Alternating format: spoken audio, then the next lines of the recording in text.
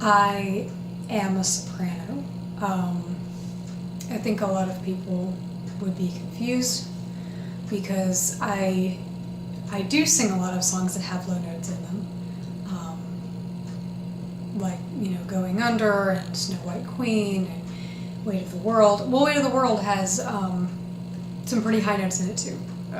If you look at kind of the bridge section of the song, there's those high notes I can do reliably. There aren't a whole lot of songs that I sing that require a lot of the high registers, so I tend to get kind of out of practice with it. But yeah, I've definitely always been able to hit the high notes as well as the low notes. So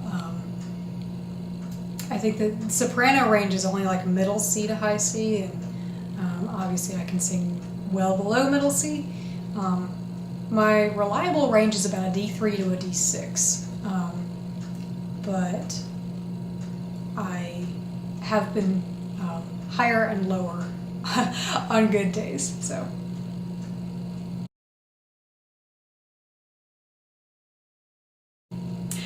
I don't make any money. Actually, all of my projects so far have been on a negative budget. Honestly, this is a hobby for me. I'm not trying to make a career out of it. So, I really enjoy music and I really enjoy sharing it with you guys. But I don't actually make any money at it, and donations from fans and stuff is the only way that I really have of paying for music equipment and traveling to venues and stuff. I mean, I get paid for some of my live shows. My live shows tend to be really different from my recorded works, though. I do a lot of shows at retirement communities and places where they like to hear oldies and acoustic versions, so I don't get to do a whole lot of the rock. So when I'm making the studio versions of rock songs and stuff, the only way that I really get any kind of funding is either from donations on my GoFundMe or out of my own pocket. So that's, it is a hobby, and I don't expect to make any money out of it, so when I do, it's kind of exciting. So, but that is a question that I get a lot, so. I have never done a collaboration on BandHub. I've gotten several requests, and then, I don't know, I have a profile on BandHub, I think it shows up, but I have never even really figured out how to find the people who have contacted me about it. So, sorry. At this point, I really am. There's enough going on offline with my music that I don't really feel the need to add more to it. But it's definitely a possibility for the future. I'm not very tech savvy, but that could be something that someday I do. Yes, I will be doing more Evanescence covers. The next project that I'm going to be working on, that I've already started learning the music for, is an Evanescence project, along with some of my original stuff. So you heard that first here. But I love Evanescence. Evanescence is the band that really got me into singing, because I loved rock and metal, but I couldn't find anything that had something where I could actually sing. So having something in my range and something that was that I connected with emotionally was really important. And I still love the Evanescence material, even though I've been doing it for years. So I'm kind of rediscovering it all over again now that I'm starting to play the keyboard and the guitars, and just learning different ways of hearing the song, I guess. So yes, I don't think my passion for Evanescence will ever go away, if that answers your question.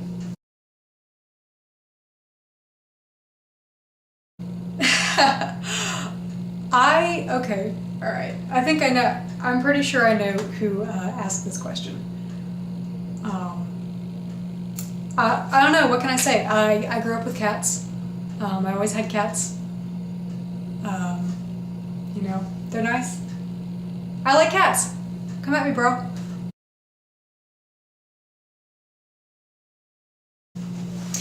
I'm always finding new stuff. I think the best thing that I ever discovered was all the music that's on YouTube. I like to surf on there and find new stuff. Right now it's Ginger. Sit Stay Roll Over by Ginger. I think I'm saying their name. I'm not sure. They're European, so I might not be pronouncing that right, but Ginger. And of course, I mean, anybody who knows me knows that I love Slipknot. You know, besides any of the bands that I cover, I like to listen to stuff that's maybe a little bit heavier than the stuff that I cover sometimes. I fell in love with Slipknot about 5 years ago, and they're absolutely amazing.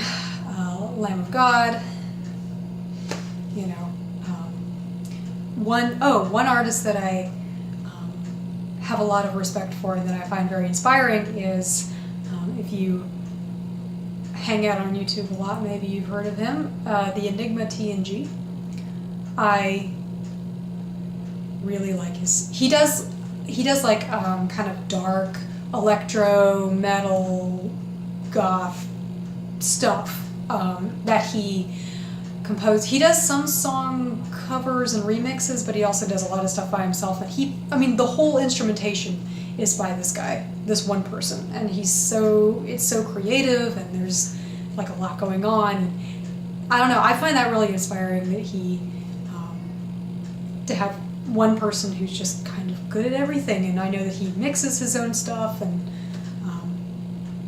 so if you haven't listened to him, you should check him out.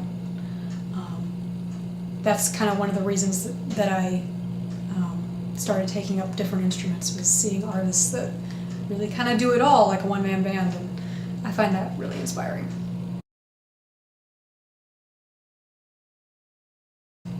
Favorite YouTubers? This is a weird question for me to answer because I